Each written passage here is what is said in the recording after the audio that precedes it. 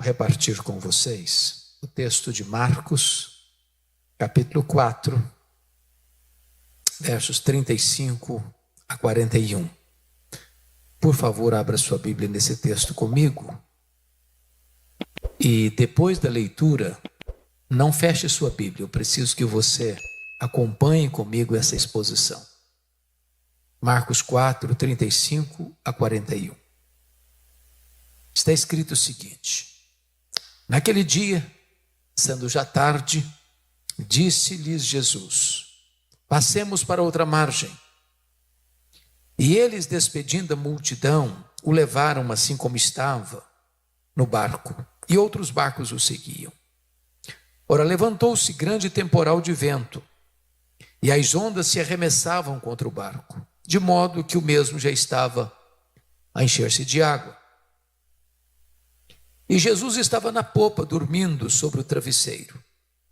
Eles o despertaram e lhe disseram: Mestre, não te importa que pereçamos?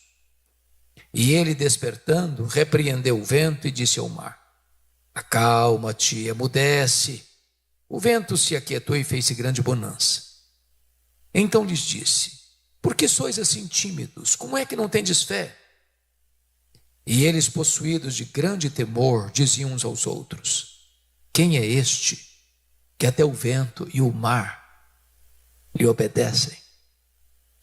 Eu queria pensar com vocês sobre o seguinte tema: não desanime, Jesus está no controle. Eu quero fazer aqui 4 declarações à guisa de introdução. E a primeira declaração é esta: as tempestades existem e elas são inevitáveis. Elas chegam para todos, para ricos, para pobres, para crentes, para descrentes, para doutores, para analfabetos, para governantes e governados, para empresários e empregados. Nenhum de nós, irmãos, está blindado numa estufa, imunes aos problemas da vida. Não é verdade que se você é um crente, você nunca vai ter problema. Nós passamos por tempestades. Essa pandemia é uma prova disso. Atingiu a todos nós. Pessoas a quem amamos, melhores do que nós, foram ceifadas. Sabe por quê? Porque as tempestades são inevitáveis. Segunda verdade que eu quero declarar a título de introdução é que as tempestades são também imprevisíveis. Elas chegam subitamente, sem aviso prévio. E muitas vezes nos colhem não só de surpresa, mas põem a nossa vida de ponta cabeça. É um acidente grave, é uma doença súbita, é uma situação que você nunca imaginou passar, mas está passando. Os problemas chegam nas horas menos esperadas. E eu queria ilustrar isso com este local. Vocês sabem que este chamado Mar da Galileia, também a Bíblia chama de Lago de Genezaré, não é um mar, é um lago. Tem 21 quilômetros de comprimento por 14 quilômetros de largura e é o maior reservatório de águas doces do Oriente Médio. Esse lago está a 220 metros abaixo do nível do mar Mediterrâneo. Ele é encurralado por montanhas. Do lado oriental, as montanhas de Golã, do lado ocidental, as montanhas da Galileia. No extremo norte de Israel, bem próximo dali, fica o monte mais alto de Israel, o Monte Hermon, coberto de gelo, via de regra o ano inteiro. E ali acontece um fenômeno.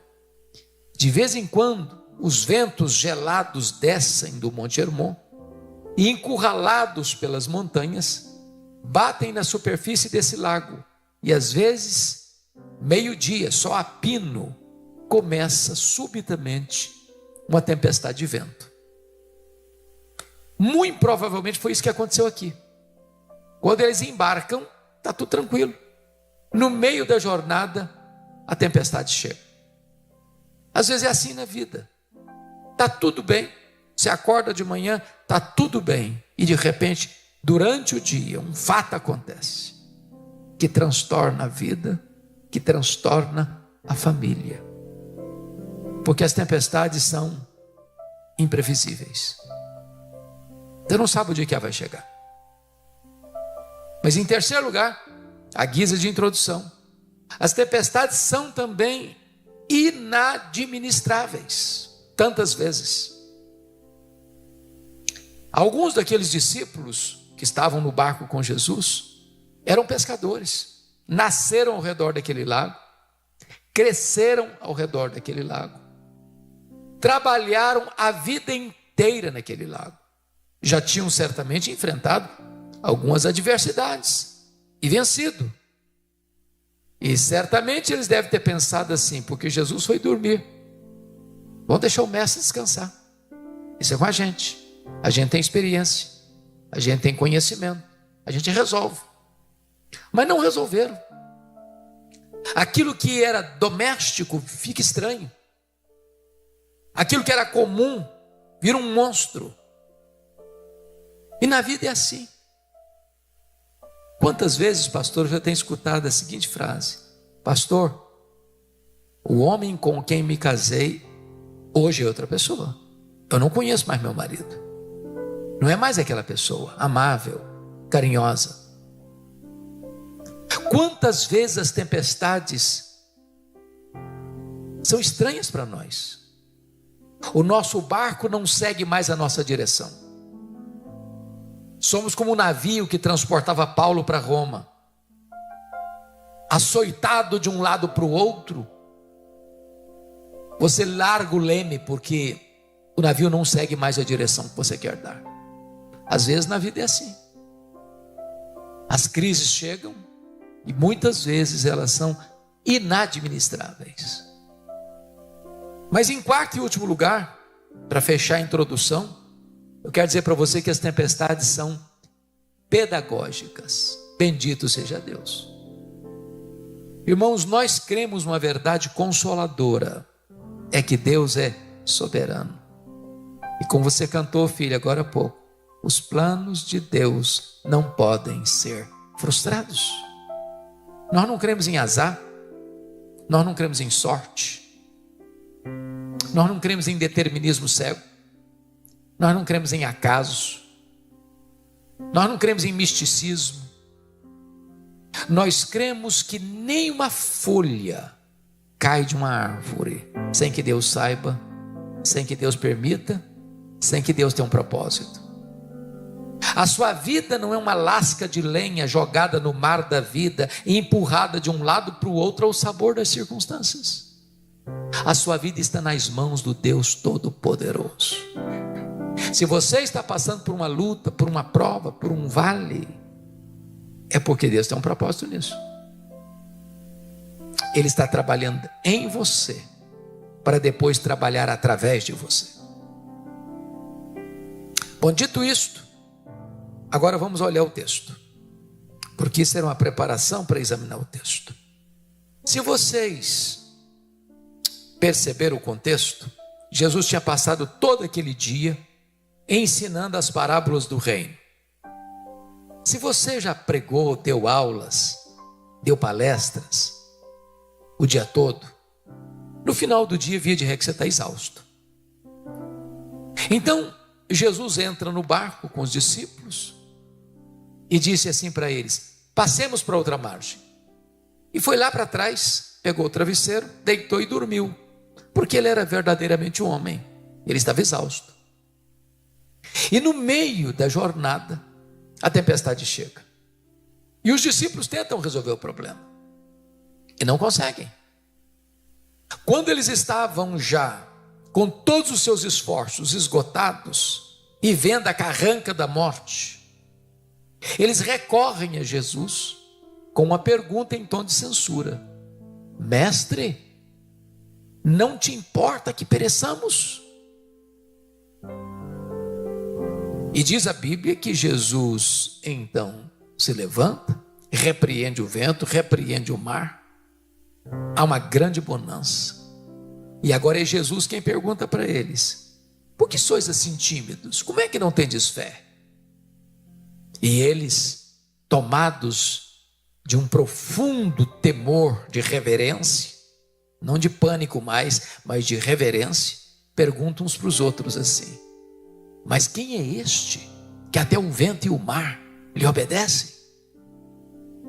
Se vocês notaram comigo, toda esta narrativa está regida por 3 perguntas.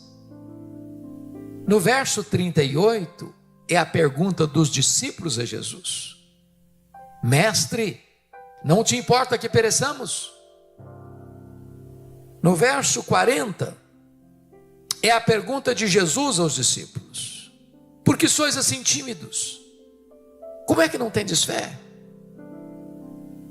A terceira pergunta é a pergunta entre os discípulos, no verso 41.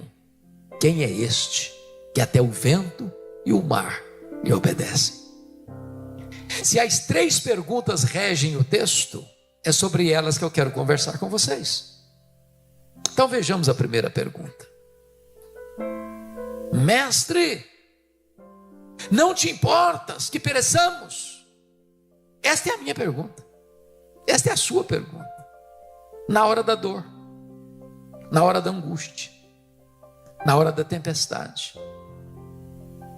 na hora em que as circunstâncias fogem do nosso controle, que as rédeas escapam das nossas mãos, que o nosso barco não obedece mais o nosso comando.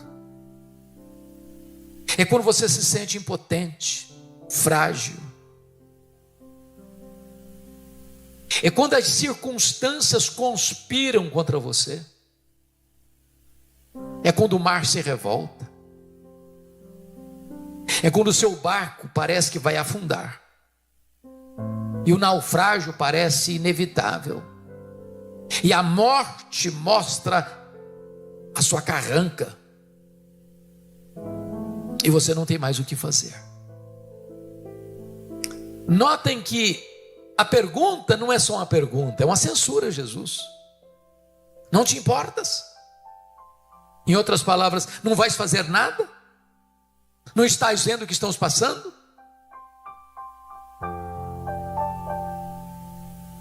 A grande pergunta que precisamos fazer é esta: por que eles estão fazendo esta pergunta com um tom de censura?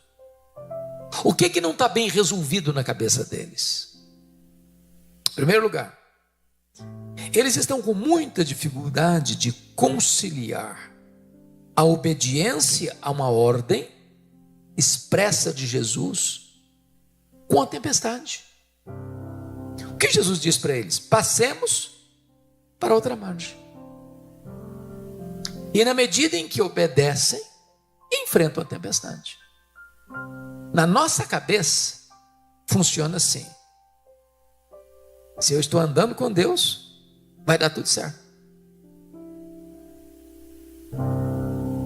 Se Jesus está no barco, vai dar tudo certo. É fácil eu entender a tempestade que Deus mandou atrás do Jonas, do profeta Jonas. Ele estava numa rota de desobediência, numa rota de fuga, e Deus mandou a tempestade atrás dele para trazê-lo de volta para o caminho da obediência. Notinha de rodapé: crente desviado é endereço certo de tempestade. Deus vai mandar a tempestade atrás de você. Não é para destruir você, é para trazer você de volta.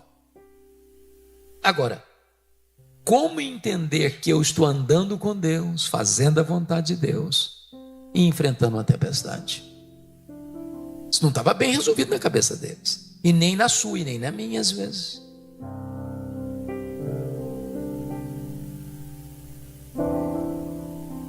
Mas tinha uma segunda coisa que não estava bem resolvida na cabeça deles.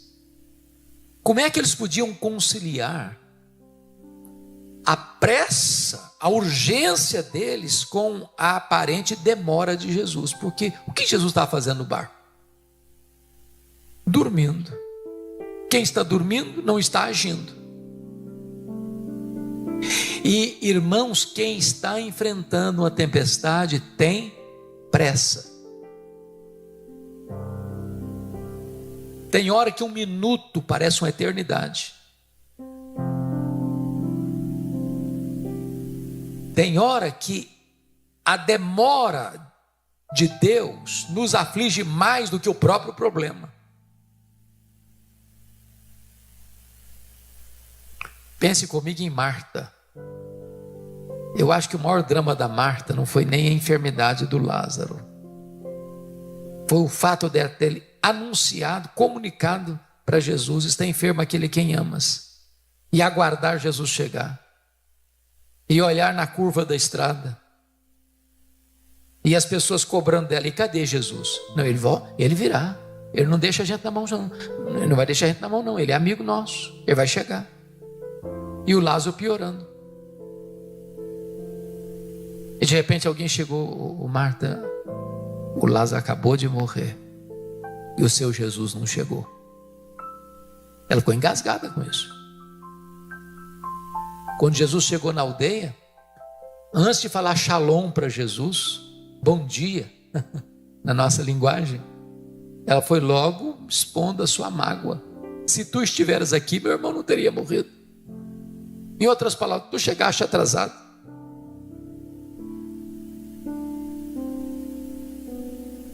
Eles estão angustiados, e você e eu também. Mas eu quero lhe dizer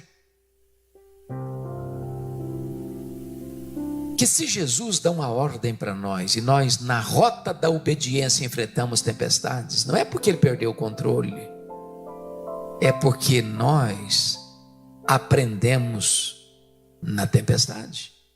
O caminho dele às vezes é na tempestade.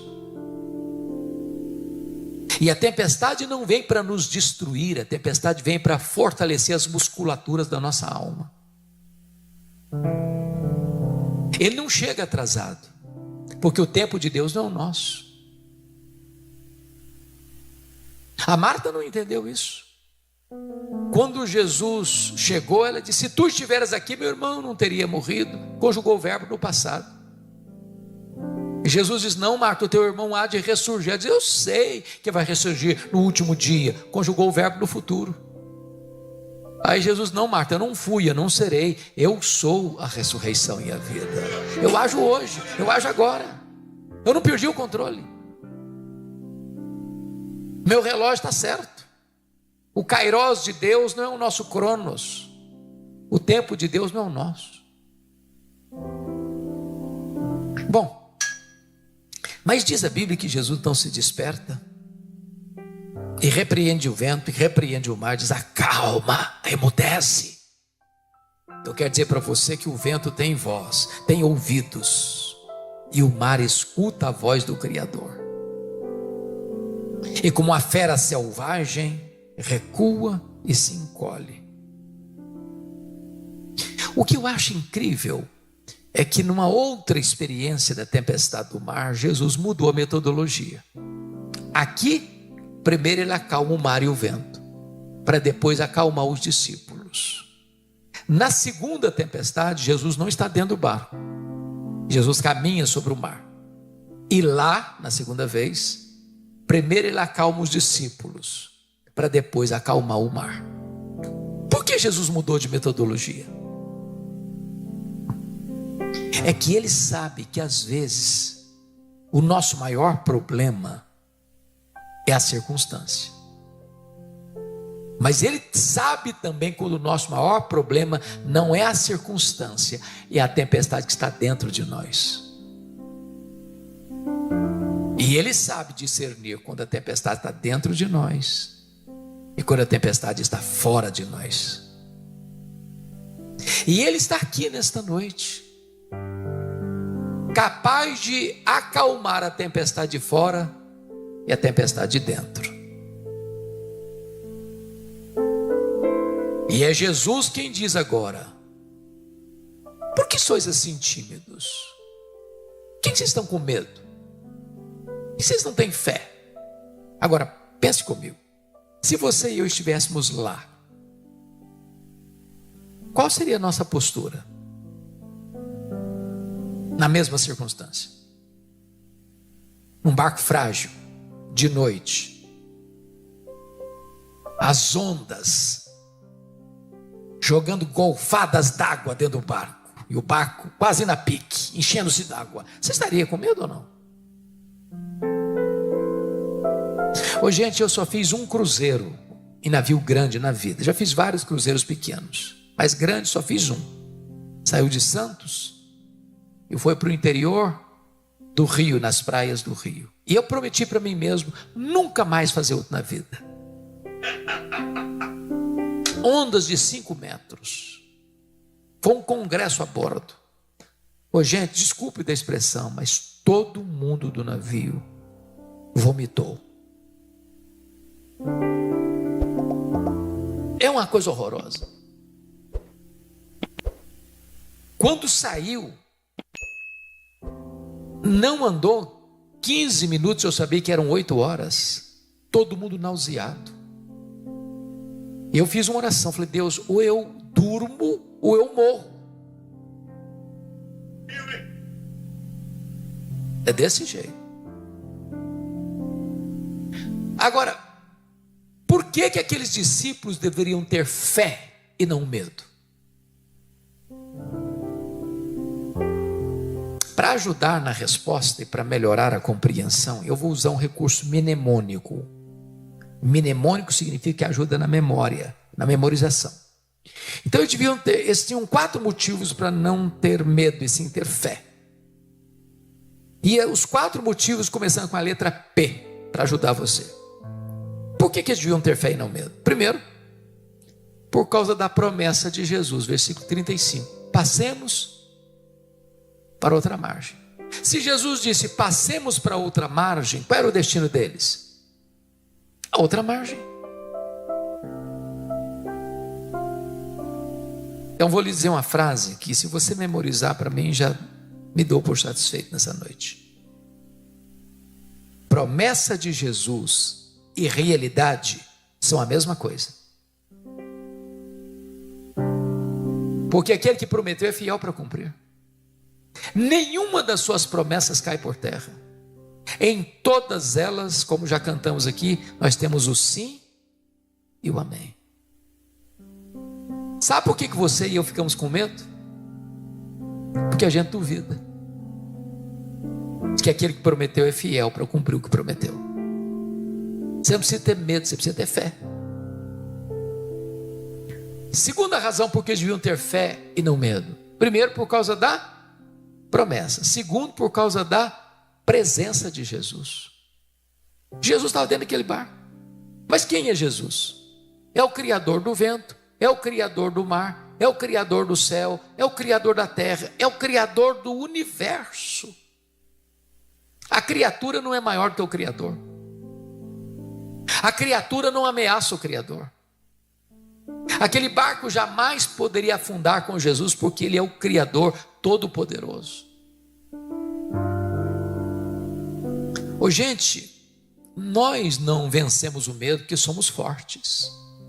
Somos fracos, mas muito fracos. Mas nós temos o poderoso Deus como nosso refúgio. E Ele está conosco. Ele diz: eis que eu estou convosco todos os dias. Quando Davi no Salmo 23 tratou da vitória sobre o medo, ele diz: ainda que eu ande pelo vale da sombra da morte, não temerei mal nenhum. Não é porque eu sou bom, porque eu sou forte, porque eu sou estratégico, não. É porque tu estás comigo. Ele nunca vai abandonar você. Ele é como sombra à sua direita. Você pode não senti-lo, você pode não vê-lo, mas Ele está com você. Você não precisa ter medo, você precisa ter fé. Terceiro lugar, por que eles deviam ter fé e não medo? Primeiro, por causa da promessa. Segundo, por causa da presença. Terceiro, por causa da paz de Jesus. Eu pergunto a vocês, o que Jesus estava fazendo no barco? Dormindo. Deixa eu fazer uma segunda pergunta. Jesus sabia que a tempestade viria? Sim. E se sabia, por que dormiu? Bom, dormiu porque sabia que tudo estava sob controle. Paz não é ausência de tempestade. Paz é saber que tudo está sob controle, mesmo na tempestade. Jesus nunca prometeu para você e para mim que nós não teríamos tempestades. No mundo tereis aflições. Mas entenda uma coisa: você pode não estar no controle, eu posso não estar no controle, mas Ele continua no controle. O nosso Deus está no trono. O Cordeiro de Deus tem o livro da história em suas mãos. Ele quem dirige tudo. Então você não precisa ter medo, você precisa ter fé. Quarto, por que devia ter fé e não medo? Primeiro, por causa da promessa. Segundo, por causa da presença. Terceiro, por causa da paz. Quarto, por causa do poder de Jesus. Marcos cuidadosamente coloca esse texto num contexto em que tudo parece mostrar o poder de Jesus. Aqui, ele tem poder sobre as forças da natureza. Eu quero dizer para você que Jesus, que criou tudo, tem controle de tudo. Logo em seguida, capítulo 5, Jesus desembarca do outro lado. Tem um despenhadeiro, são as montanhas de Golã. Era a região da Decápolis. Decápolis é uma palavra grega de 10 cidades. 10 cidades gentílicas. Era um despenhadeiro. Era de noite. Era um cemitério. E tudo que você não espera ver de noite num cemitério é gente viva.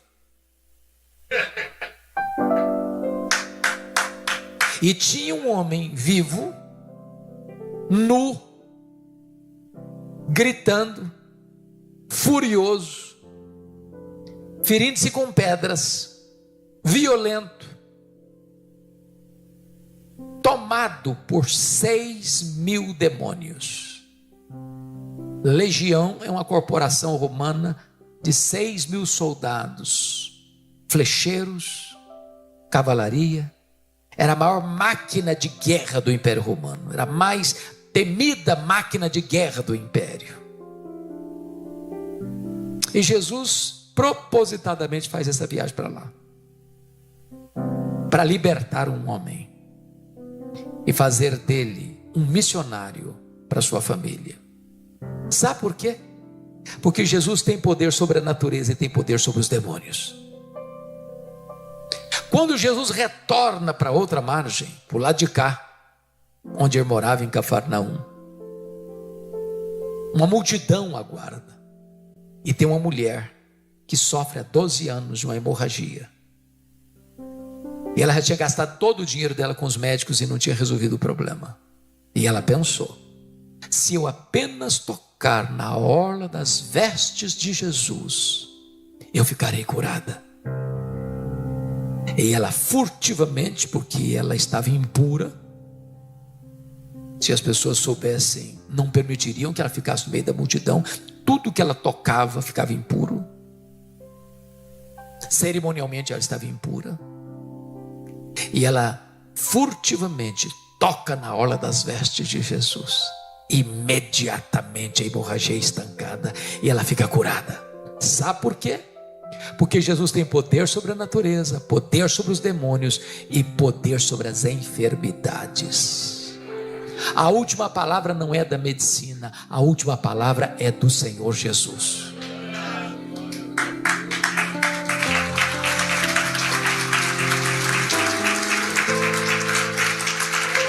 Mas no meio dessa multidão tem um pai aflito, chefe da sinagoga, Jairo, cuja filhinha única de 12 anos está à beira da morte. E enquanto Jesus caminha para sua casa, acontece esse fato da mulher hemorrágica, e Jesus para atender aquela mulher. E o Jairo fica muito aflito. Até que chega um emissário da casa de Jairo e diz para ele: não incomodes mais o mestre, a tua filhinha acabou de morrer. E eu imagino o mundo desabando sobre a cabeça do Jairo.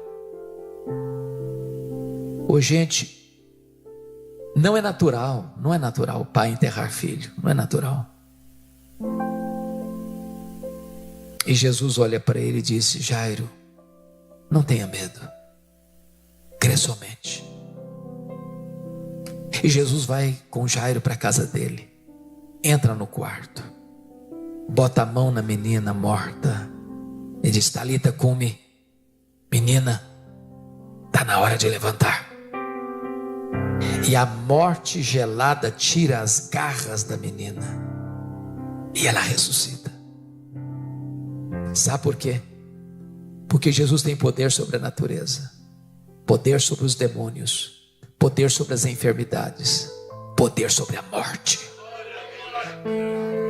Na verdade, ele tem todo o poder e tem toda a autoridade nos céus e na terra. Por isso ele dá uma ordem para você e para mim nesta noite: você não precisa ter medo, você precisa ter fé. Quando está tudo calmo, e eu fico imaginando a cena daquele barco balançando de leve, com um berço que está ninando uma criança, e eles estão todos molhados, olhando uns para os outros, cheios de admiração. Eles que já conheciam Jesus, eles que já eram discípulos de Jesus, eles que já tinham visto tantos milagres de Jesus, estão pasmos, admirados, e perguntam uns para os outros assim: mas quem é este que até o vento e o mar lhe obedecem? Que pergunta emblemática. Hoje nós poderíamos responder essa pergunta dizendo assim: este é aquele que com o Pai e com o Espírito Santo, lá nos refolhos da eternidade, antes que o mundo fosse criado, tinha plena comunhão na realidade intratrinitariana. Quem é este? Este é aquele que criou todas as coisas, porque todas as coisas foram feitas por intermédio dele, e sem ele nada do que foi feito se fez, as coisas visíveis e as invisíveis. Quem é este? Este é aquele que sustenta todas as coisas pela palavra do seu poder. Quem é este? Este é a exata expressão do ser de Deus. Este é o resplendor da glória. Este é aquele em quem habita plenamente toda a plenitude da divindade. Quem é este? Este é a semente da mulher que nasceu para esmagar a cabeça da serpente. Quem é este? Este é aquele de quem os patriarcas falaram, para quem os profetas apontaram. Este é aquele que foi simbolizado pelo Cordeiro da Páscoa, cujo sangue vertido, colocado no batente das portas, salvou os primogênitos hebreus da morte no Egito. Quem é este? Este é aquele que foi simbolizado pelo tabernáculo. Este é aquele que foi simbolizado pela arca da aliança. Este é aquele que foi simbolizado por aquilo que estava dentro da arca, as tábuas da lei, o vaso com maná, a vara seca de Arão que floresceu. Quem é este? Este é aquela coluna de nuvem que seguiu o povo durante o dia, e aquela coluna de fogo que seguiu o povo durante a noite. Quem é este?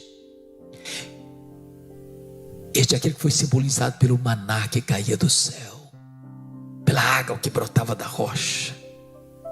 Este é aquele que foi simbolizado pelo templo. Este é aquele que foi simbolizado pelas festas, pelos sacrifícios, pelo sábado. Tudo isso era sombra da realidade que veio nele. Quem é este? Este é o maravilhoso conselheiro, o Pai da eternidade, o Deus forte, o príncipe da paz. Este é o sol da justiça, a brilhante estrela da manhã. Este é o filho que nasceu de uma virgem, cujo governo está sobre os seus ombros. Este é o Messias prometido. Quem é este? Este é aquele que na plenitude dos tempos nasceu de mulher, nasceu sob a lei para ser o nosso Redentor. Este é o verbo eterno, pessoal, divino, autoexistente, a verdadeira luz que vindo ao mundo ilumina todo homem, que se fez carne e habitou entre nós, cheio de graça e de verdade. Quem é este? Este é aquele que andou por toda parte fazendo o bem, libertando os oprimidos do diabo. Os cegos viram, os surdos ouviram, os mudos falaram, os coxos andaram, os leprosos foram purificados e os mortos ressuscitaram. Quem é este? Este é o grande eu sou. Este é o pão da vida. Este é a luz do mundo. Este é a porta das ovelhas. Este é o bom pastor. Este é a ressurreição e a vida. Este é o caminho e a verdade e a vida. Este é a videira verdadeira. Quem é este? Este é o Cordeiro de Deus que tira o pecado do mundo. Este é o Filho de Deus, este é o Salvador, este é o Messias, este é o Senhor, este é o Rei dos Reis, este é o Senhor dos Senhores. Quem é este? Este é o fundamento da igreja, este é o edificador da igreja, este é o dono da igreja, este é o cabeça da igreja, este é o protetor da igreja. Quem é este? Ora, este é aquele que veio não para ser servido, mas para servir e dar a sua vida em resgate do seu povo. Este é aquele que suou sangue no Getsemane. Este é aquele que bebeu sozinho o cálice amargo da ira de Deus, que devia cair sobre a nossa cabeça. Este é aquele que foi cuspido e esbordoado no sinédrio judaico. Este é aquele que foi espancado e vilipendiado no pretório romano. Este é aquele que carregou a cruz pesada, aquele lenho maldito, pelas apinhadas e estreitas ruas de Jerusalém, debaixo de vaias e apupos de uma multidão sangue sedenta. Quem é este? Este é aquele que foi estendido naquele leito vertical da morte, entre a terra e os céus. Este é aquele que transformou aquele patíbulo de horror num palco para a glória de Deus e num instrumento para a nossa salvação. Quem é este? Este é aquele que entrou nas entranhas da morte, arrancou o aguilhão da morte, matou a morte e ressuscitou, inaugurando a imortalidade. Quem é este? Este é aquele que voltou para o céu, derramou o Espírito Santo sobre a igreja e está sentado no trono, de onde dirige o universo, as nações e a sua igreja. Quem é este? Este é aquele que é o nosso grande sumo sacerdote, o advogado justo que vive para interceder por nós. Por isso podemos ser salvos totalmente. Quem é este? Este é o amado da nossa alma. Este é a nossa alegria, este é a nossa paz, este é a nossa justiça, este é a nossa herança, este é a nossa recompensa. Este é o noivo da igreja que vai voltar pessoalmente, visivelmente, audivelmente, repentinamente, inesperadamente, inescapavelmente, gloriosamente. Quem é este?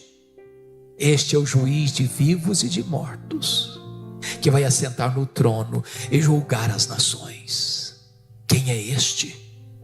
Este é aquele que vai lançar no lago do fogo o anticristo, o falso profeta, o diabo, a morte e todos aqueles cujos nomes não estão escritos no livro da vida.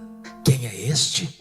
Este é o nosso amado, o noivo, o eterno Filho de Deus, o nosso Salvador, o Senhor, que vai chamar a sua noiva e vai entrar com ela para as bodas do Cordeiro e vai dizer para você e para mim: vinde, benditos de meu Pai, entrem na posse do reino que vos está preparado desde a fundação do mundo. Quem é este? Este é aquele com quem nós vamos reinar para sempre e sempre e sempre. Este é a razão da nossa vida. Este é aquele que diz para você nesta noite: você não precisa ter medo, você precisa ter fé. porque tudo está sob controle. A Ele a honra. Das diversas regiões do nosso país, louvado seja Deus. Abra sua Bíblia comigo, por gentileza, no livro de Gênesis, capítulo 32, versos 22 a 32.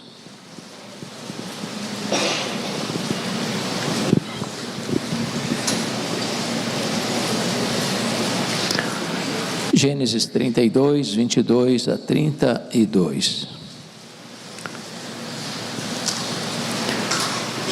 Está escrito: levantou-se Jacó naquela mesma noite, tomou suas 2 mulheres, suas 2 servas e seus 11 filhos, e transpôs o val de Jaboque.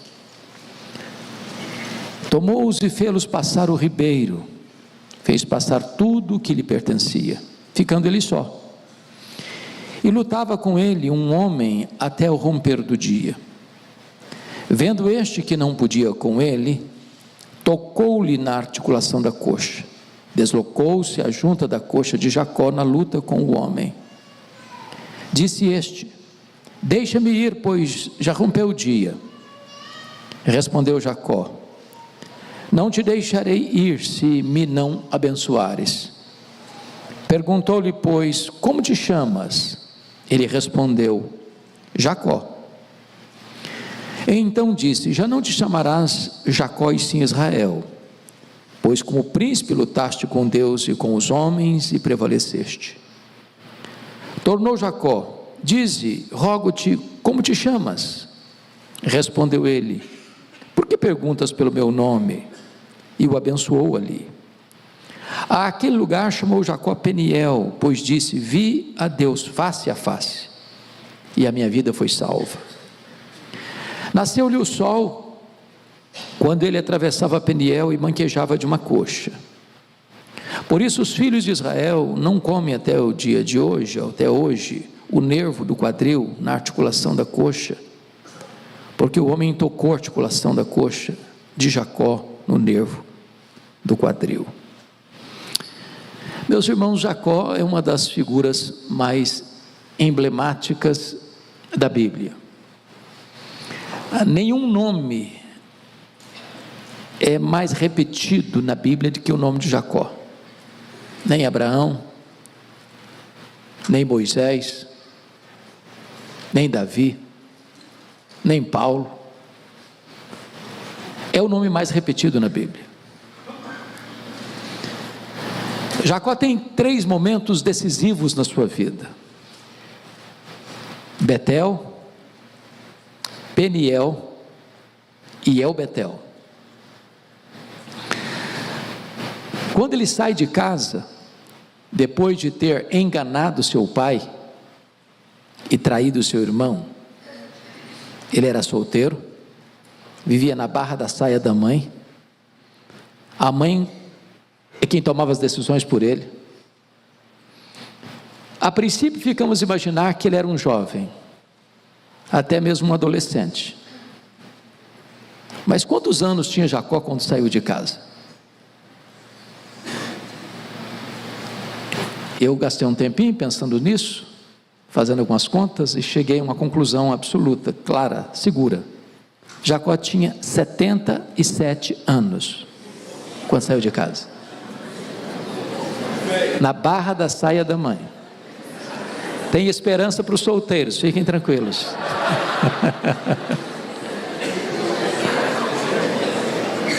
Por que você pode afirmar com certeza que ele tinha 77 anos?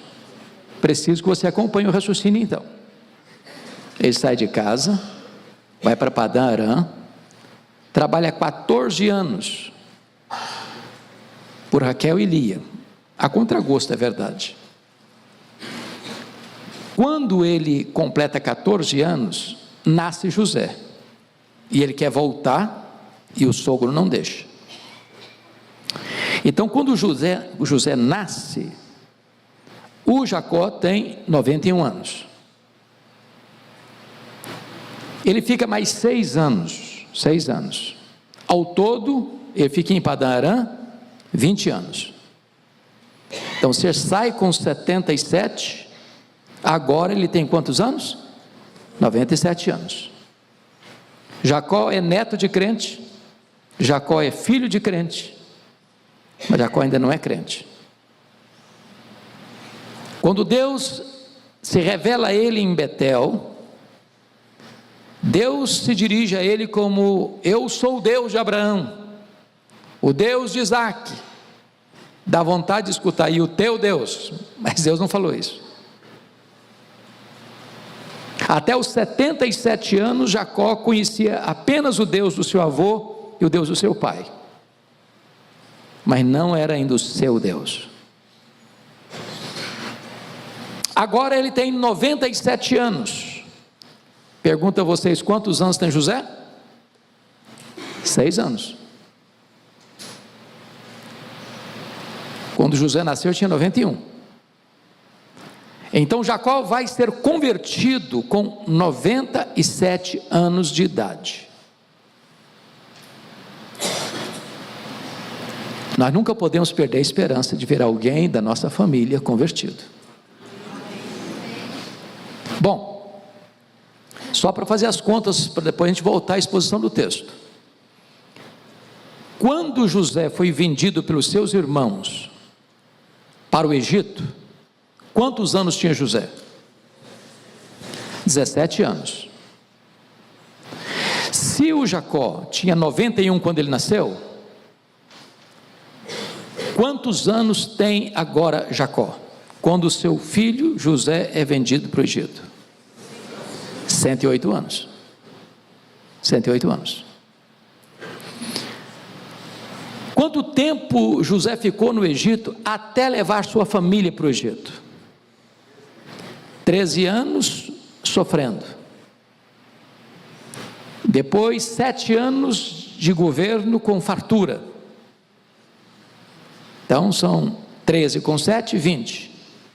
Depois tem 2 anos de agrura, seca, fome. Com 2 anos de seca, ele manda levar sua família, ou seja, 22 anos depois. Quantos anos tinha Jacó quando José foi vendido para o Egito? 108. 108 mais 22, 130. A Bíblia diz que foi para o Egito com 130 anos. Viveu lá 17 anos, morreu com 147 anos. Então não é lucubração, é fato.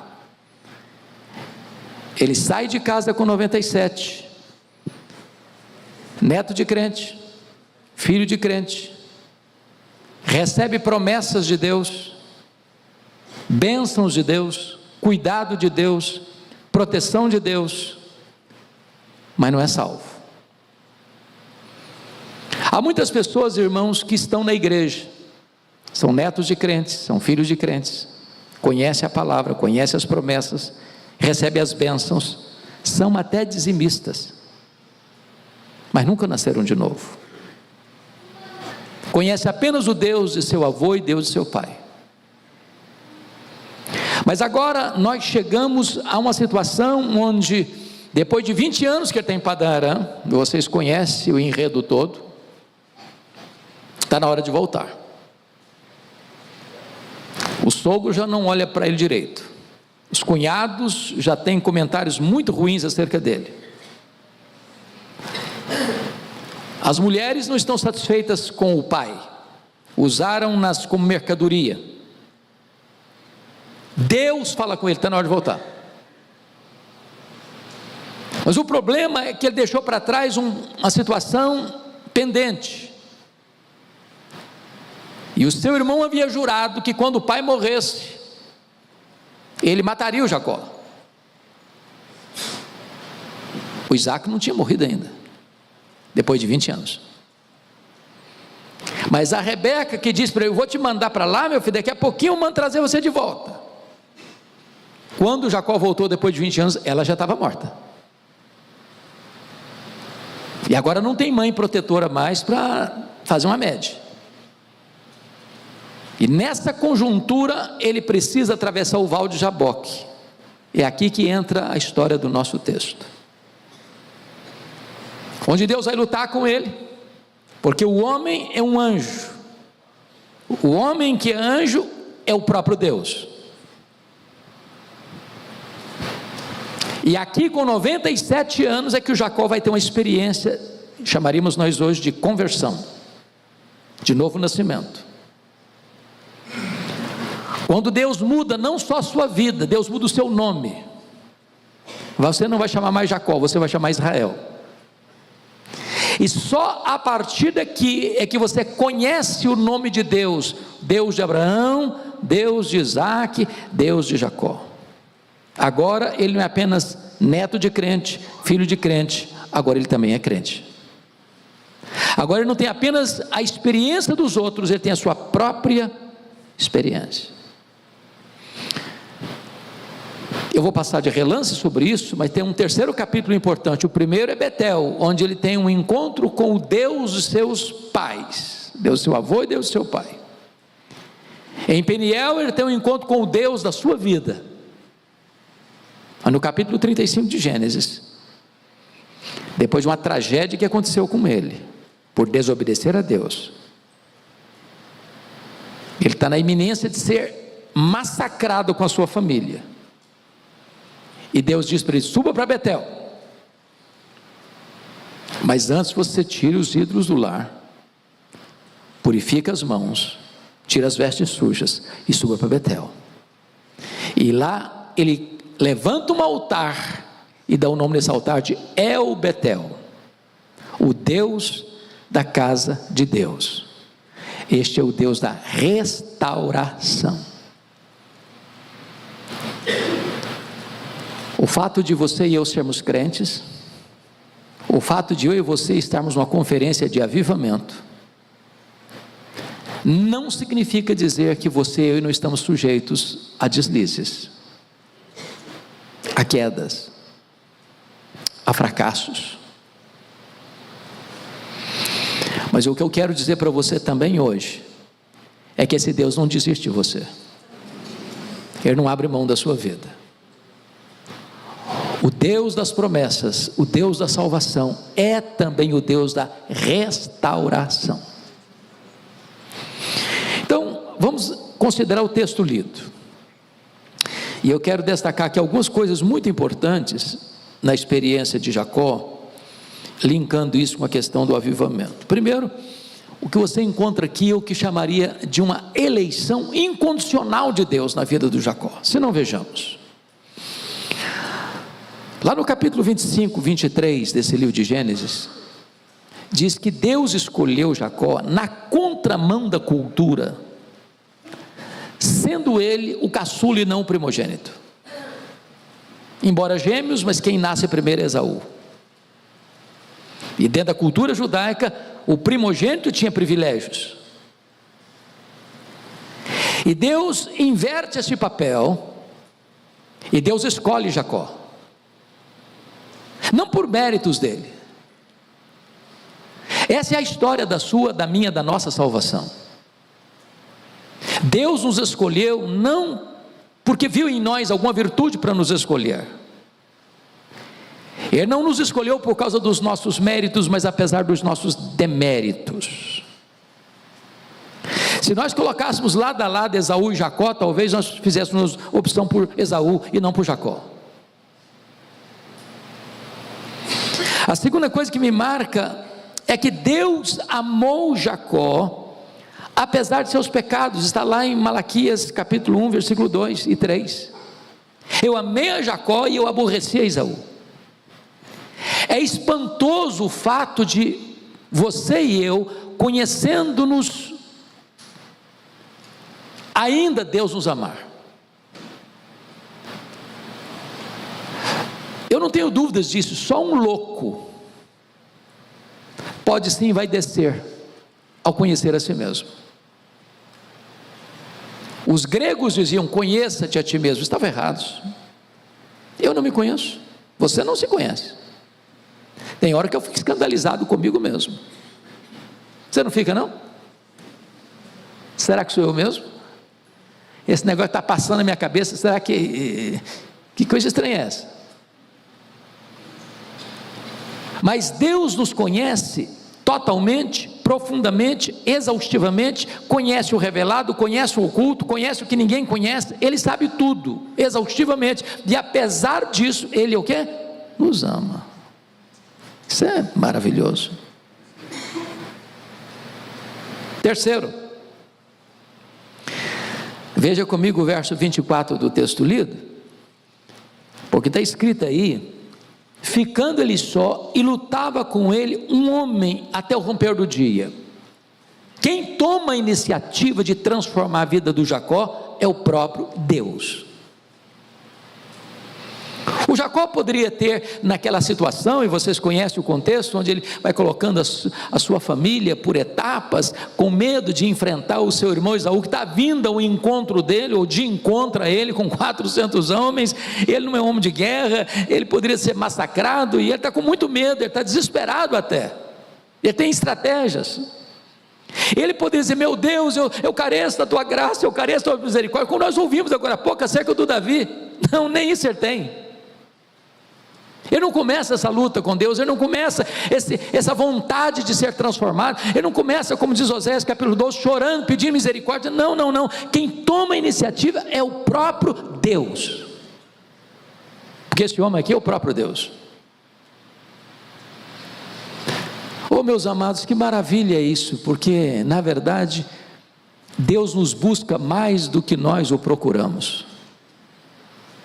A iniciativa é dele, a obra é dele, tudo procede dele, tudo provém dele, que nos reconciliou consigo mesmo por intermédio de Jesus Cristo. E eu não estou com nenhuma dúvida em afirmar que Deus está mais interessado em avivar-nos do que nós em recebermos o avivamento. Quarto lugar, Deus não desistiu de Jacó, apesar da resistência de Jacó.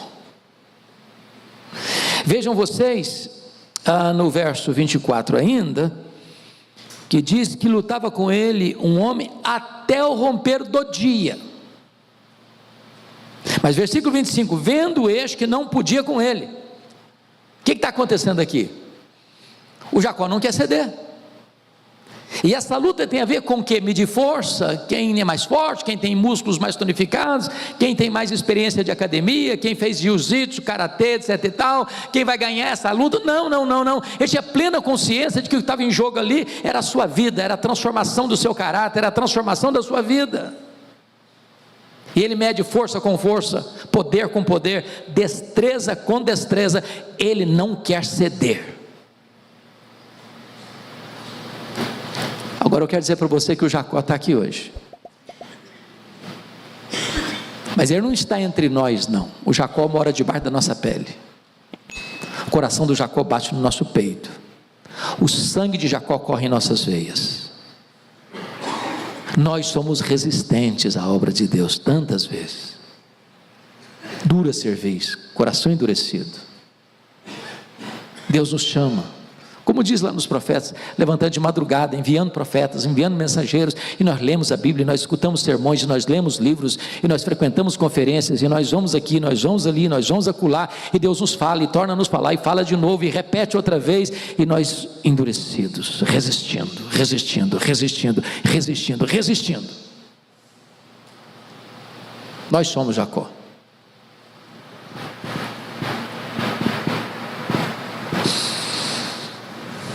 Quinto lugar, Deus feriu Jacó para não perdê-lo para sempre. Confira comigo o verso 25. Vendo este que não podia com ele, tocou-lhe na articulação da coxa, deslocando-se a junta da coxa de Jacó na luta com o homem. Deus o deixou aleijado, manco, deficiente fisicamente. Sabe o que significa isso? Deus é capaz de ir às últimas consequências para não nos perder. Quando o Senhor disse para Saulo de Tarso no caminho de Damasco, dura coisa te é recalcitrares contra os aguilhões. Que bênção é que Deus não desiste de nós. Que bênção é que Ele tem um plano e Ele vai cumprir esse plano. Algumas pessoas às vezes precisam de um fato desse. Já pensou um cara que nasceu num lar cristão, neto de crente, filho de crente, tem promessas de Deus, e promessas enormes. Deus iria abençoar através dele as famílias da terra. Deus daria para ele uma promessa de não só de uma descendência, mas de uma nação, de um povo. Ele tinha a promessa de, por meio da sua descendência, chegar o Messias, o Salvador. E o cara, com tanto conhecimento, e com tanta informação, e com tanta coisa boa, está resistindo, e a luta começou no começo da noite.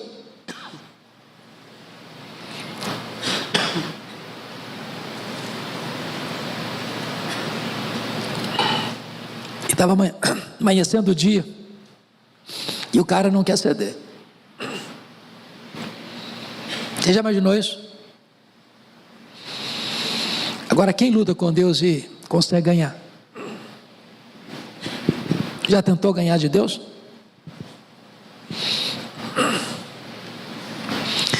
Deus pode quebrar a gente, sabia? E é melhor ser quebrado por Deus do que permanecer endurecido.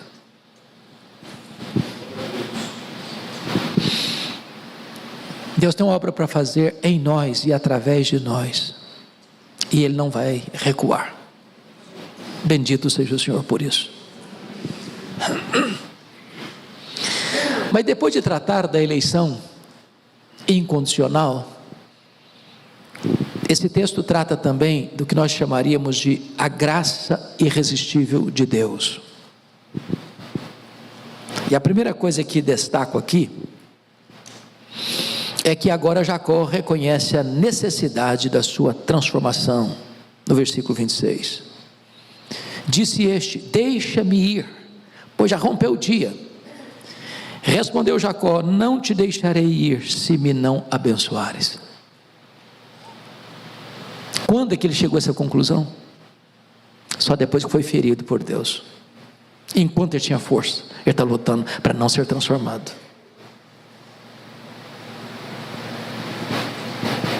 Deus tira a força dele. Um manco, um aleijado, não consegue mais lutar. Ele é dependente. E agora o Senhor quer ir, e ele diz: não, eu não te deixarei, se tu não me abençoares.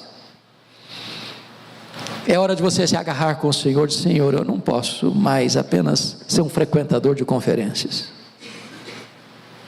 Já li tantos livros, já li a história dos avivamentos tantas vezes. Eu poderia enumerar algumas dezenas de congressos de avivamento que eu já fui. E a gente vai fazendo coleção de conferências, de sermões ouvidos, de livros lidos. Chegou um momento em que Jacó disse: Senhor, eu não posso, essa noite não pode passar. O dia já está amanhecendo e eu não quero continuar agora mais com a mesma vida. Eu não posso mais continuar do mesmo jeito. Eu não te deixarei ir se tu não me abençoares. Mas, segundo lugar, Moisés não relata isso aqui em Gênesis, mas está lá em Oséias capítulo 12, versículos 3 e 4, que nessa luta de Jacó com Deus, ele chorou e pediu misericórdia. É importante esse fato, porque nós agora ficamos sabendo que quando o dia está amanhecendo, com que intensidade, com que coração quebrantado é que ele clama: não te deixarei ir se tu não me abençoares. Não é um pedido formal, não é uma coisa engessada, nomenclatural, não é apenas um elemento da liturgia. O coração dele está quebrado, a alma dele está compungida, Agora essa súplica não é mais com o coração seco e nem com os olhos enxutos.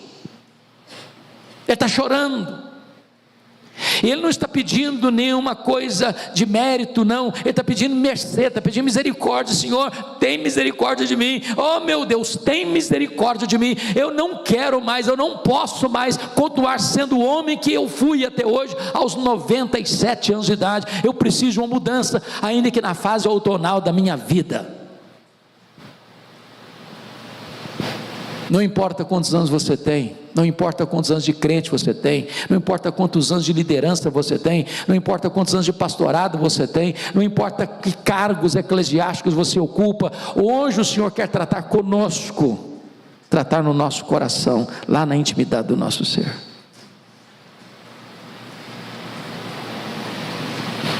Mas em terceiro lugar,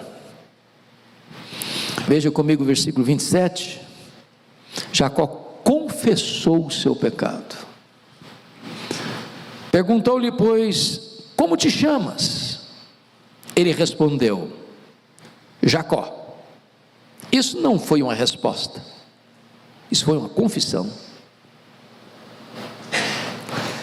Vocês se lembram que há 20 anos, essa mesma pergunta fora feita a ele, e feita pelo seu pai.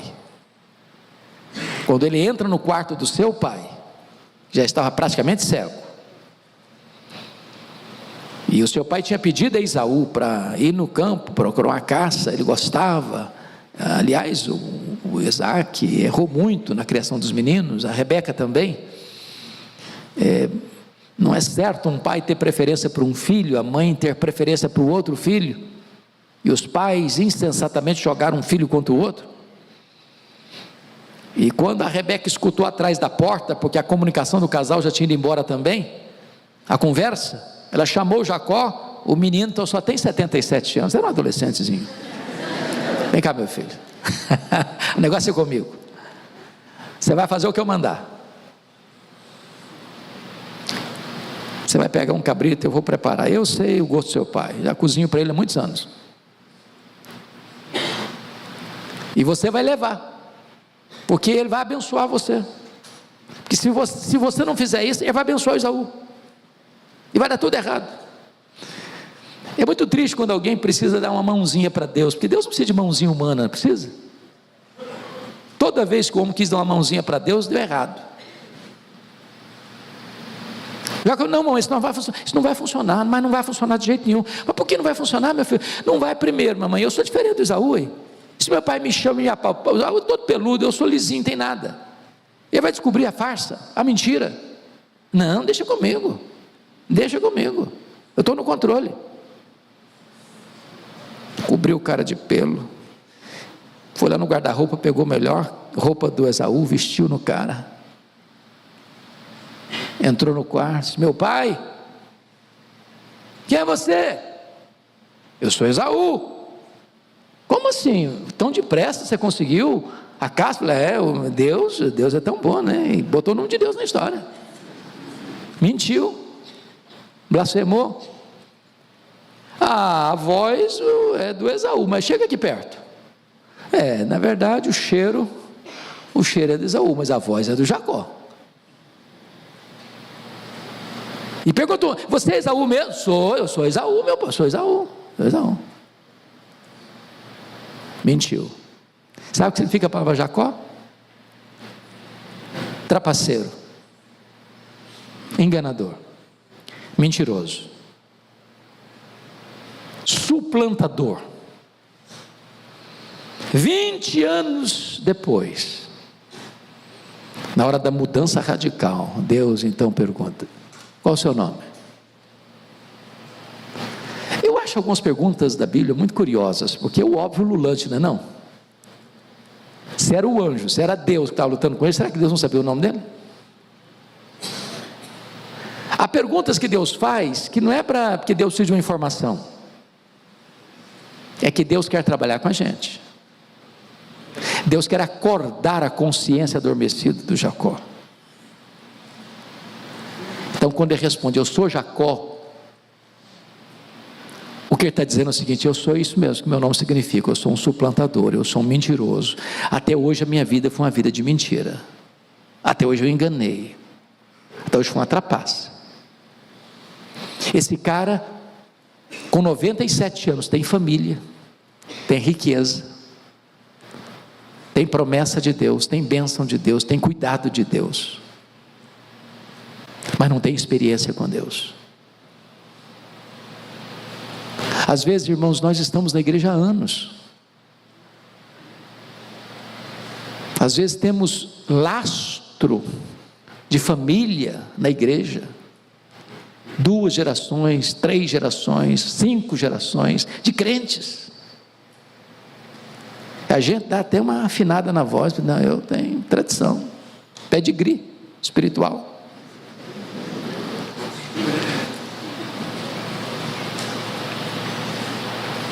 Isso nada impressiona Deus. Qual é o seu nome? Quem é você? Estou falando do seu avô, não estou falando do seu pai, não estou falando de você. Quem é você? Qual é o seu nome? O ponto aqui é aquilo que está sendo tratado. Se não houver convicção de pecado, não tem o quê? Arrependimento. Sem convicção de pecado não tem arrependimento. E não tem fase na vida, irmãos, para necessidade de arrependimento. Eu estou falando de um homem de 97 anos, de um homem que é um patriarca, de um homem que é neto do Abraão, é filho do Isaac, é o pai das 12 tribos de Israel, é o pai da tribo que vai trazer ao mundo o Messias.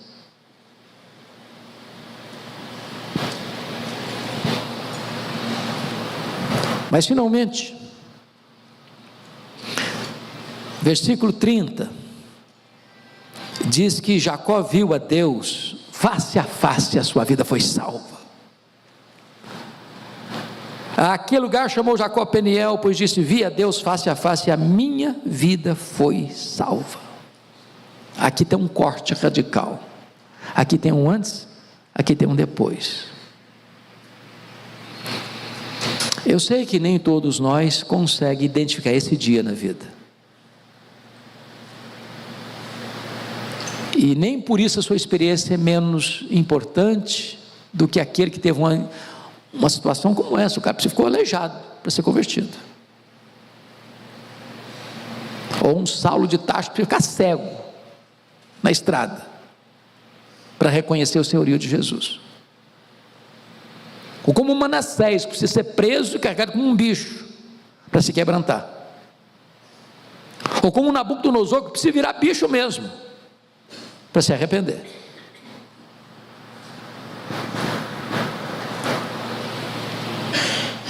Cada um de nós tem a sua experiência.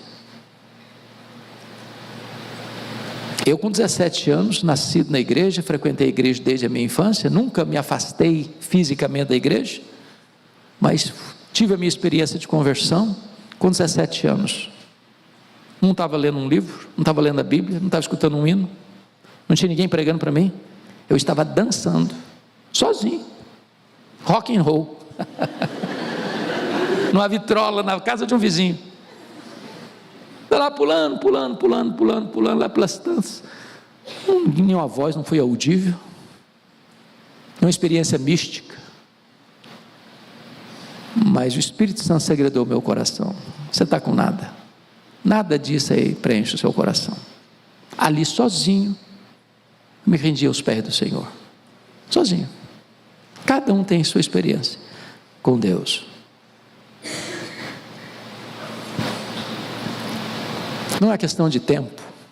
Às vezes isso acontece na infância, às vezes acontece na adolescência, às vezes isso acontece na juventude, às vezes é na fase adulta, às vezes na velhice, às vezes com 97 anos.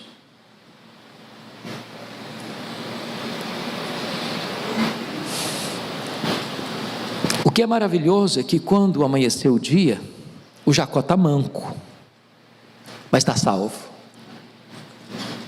Ele está manco, mas está feliz. Ele está manco, mas o sol apareceu para ele. Ele está manco, Mas Deus não só mudou a vida dele, mas mudou a disposição do coração de Esaú em relação a ele. E em vez de enfrentar uma guerra, enfrenta abraços e beijos de reconciliação. Mas eu queria concluir agora levando vocês para o capítulo 35, porque o ponto do congresso é esse. Quando nós estamos falando de arrependimento, nós não estamos falando daquele arrependimento para salvação, não é a intenção do congresso ser um congresso evangelístico, é um congresso de avivamento. E por ser um congresso de avivamento, nós estamos falando de quem? De crentes. Avivamento não é para o incrédulo, avivamento é para a igreja. O incrédulo você prega salvação. A pergunta é: e gente salva? Pode pisar fora do caminho? Gente salva pode ter um resvalo, pode ter uma crise. Deus mandou o Jacó subir para Betel, ficou em Siquém, foi armando as suas tendas para o lado de Siquém. Para ele, que era um pastor de ovelhas e muito gado, era um lugar mais favorável, mais desenvolvido. Mas ali acontece uma tragédia, a sua única filha é desonrada. E o rapaz até que reconheceu o erro, foi pedir perdão, foi propor casamento, acertar os papéis, tudo direitinho. Mas os irmãos de Diná, de pai e mãe, que Jacó tinha uma família disfuncional, 2 esposas e 2 concubinas, filhos com todas elas. Os irmãos de pai e mãe falaram: não vai ficar desse jeito não, ninguém abusa da nossa irmã desse jeito não. Tramaram, urdiram, enganaram, propuseram uma aliança. Nossa irmã vai casar sim, mas todo mundo você, seu pai, sua família, a cidadezinha toda de vocês vai ter que se circuncidar, porque nós não nos casamos com gente incircuncisa. Sabe o que significa gente incircuncisa? É gente que não tem aliança com Deus. Todo mundo se circuncidou. Quando estava na fase mais dolorosa do problema, eles entraram lá e mataram todo mundo, uma chacina. Gente de Deus. Agora Jacó está com medo, porque a vingança vem, e ele está numa situação embaraçosa demais, porque ele não obedeceu a Deus, e a consequência chegou. E é nessa conjuntura que Deus diz para ele: agora suba para Betel. Suba para Betel, mas para subir, meu filho, algumas coisas têm que acontecer. Primeiro, você tem que abandonar os ídolos. Lembra que a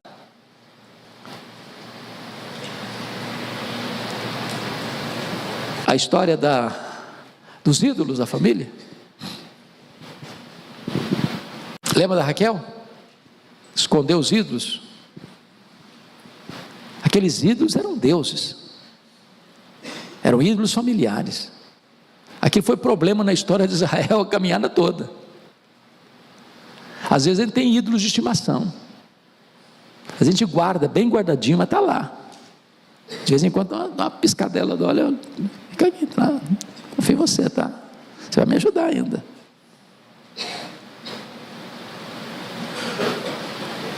Enquanto o ídolo não for tirado do caminho, a chuva não vem. Enquanto o Baal não for removido, a chuva não desce. E Deus disse mais: olha, você tem que limpar as vestes e as mãos. A vida tem que mudar, a forma tem que mudar, a aparência tem que mudar, tudo tem que mudar. Tem que arrepender, porque não pode ter restauração sem convicção de erro. Os avivamentos foram precedidos por convicção de pecado. Não havendo convicção de pecado, não tem arrependimento, e não tendo arrependimento, não tem avivamento. E diz a Bíblia então que Jacó sobe para Betel, e ali ele levanta um altar, e ele dá o nome nesse altar de El Betel. Agora apenas não é Betel, casa de Deus, porta do céu. Ele precisa avançar um pouco mais, aprofundar um pouco mais. Ele não precisa apenas de conhecer a casa de Deus, ele precisa agora conhecer o Deus da casa de Deus. Porque é possível conhecer a casa de Deus, ter respeito pela casa de Deus, ter reverência pela casa de Deus, mas não ter experiência com o Deus da casa de Deus. Essa palavra El Betel, em algumas línguas orientais, literalmente significa eu te abençoo outra vez. Vamos recomeçar. Vamos recomeçar. E hoje eu queria trazer essa palavra para você. Vamos recomeçar. Lembra lá o primeiro amor? Eu não sei quanto a você, tem hora que eu fico olhando no meu coração, falei, meu Deus, eu já tive momentos melhores na minha vida com o Senhor. Eu já tive momentos em que